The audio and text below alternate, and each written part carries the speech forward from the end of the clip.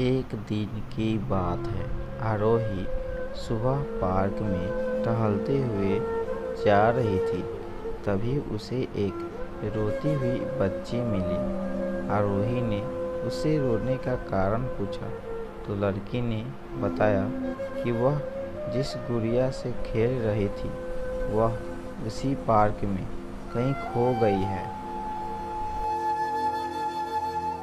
आरोही ने उस बच्ची को उसकी गुड़िया ढूंढ लाने का आश्वासन दिया, जिससे वह बच्ची चुप हो गई।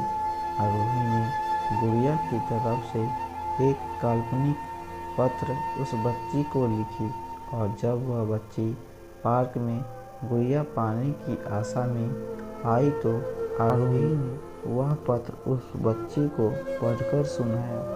पत्र इस प्रकार था, कृपया रोना मत, मैं समय समय पर उस गुड़िया के बारे में तुम्हें लिखती रहूंगी, बस तुम रोना मत।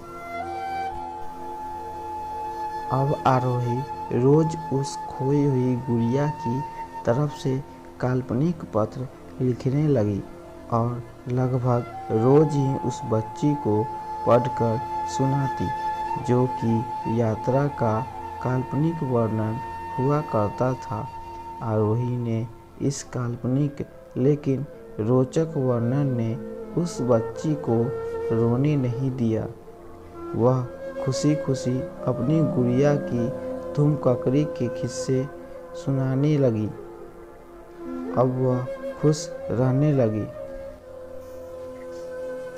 एक दिन जब काफी कन्हैया हो गई तो आरोही ने एक दूसरे गुड़िया उस बच्ची को लाकर दी। जाहिर है वह गुड़िया बदली हुई थी।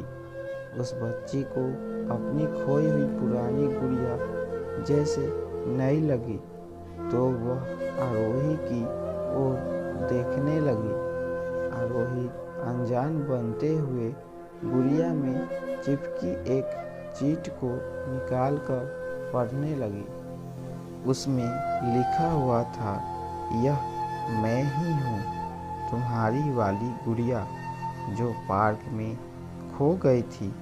दुनिया भर की लंबी यात्रा की वजह से मैं थोड़ी बदल गई हूँ। बच्ची को इस गुड़िया और आरोही पर विश्वास हो गया।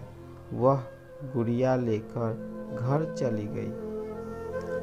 वर्षों बाद जब वह बच्ची बड़ी हो गई तो एक दिन वह अपनी अलमारी में कुछ ढूंढ रही थी तो उसका ध्यान उसी गुड़िया पर गया जो आरोही ने उसे दी थी। बचपन की बातें याद करके वह हंसने लगी। उसे सब समझ आ चुका था कि आरोही ने कैसे उसका मन रखा। उसे उस गुड़िया पर फिर प्यार आने लगा। वह उसे बड़े गौर से देखने लगी। तभी उसकी नज़र गुड़िया की फ्रॉक की आस्तीन में छुपे एक छोटे से पत्र पे गई। उसने बड़ी व्याकुलता से वह पत्र निकाला और पढ़ने लगी। पत्र में संक्षेप में यह लिखा हुआ था, हर वह चीज़ जिससे तुम प्यार करती हो कभी न कभी तुमसे खो जाएगी और जो तुम्हारे पास होगी वह तुम्हारे लिए सच्चे रूप में बनी होगी। रूप भले ही भिन्न होगा पर प्यार एकदम खालिश होगा।